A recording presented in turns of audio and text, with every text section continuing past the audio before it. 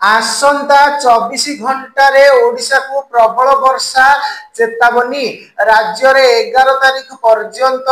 भारी वर्षा एथिसह बिजुली घड़घड़ी सह घंटा प्रति 30 रु 40 किमी बेगरे पवन बहिबार संभावना थिबारु पाणीपाग विभाग पक्षरु जारी होईछि येलो वार्निंग। एही जिला गुड़िक हेउछि केन्दुझर मयूरभंज बालेश्वर भद्रक जाजपुर केन्द्रापड़ा कटक जगतसिंहपुर पुरी खोर्धा नयागढ़ गंजाम गजपति सुंदरगढ़ झारसुगुड़ा बरगढ़ संबलपुर देवगढ़ अनुगुल ढेंकानाल केन्दुझर मयूरभंज सोनपुर बौद्ध नुआपड़ा बलांगीर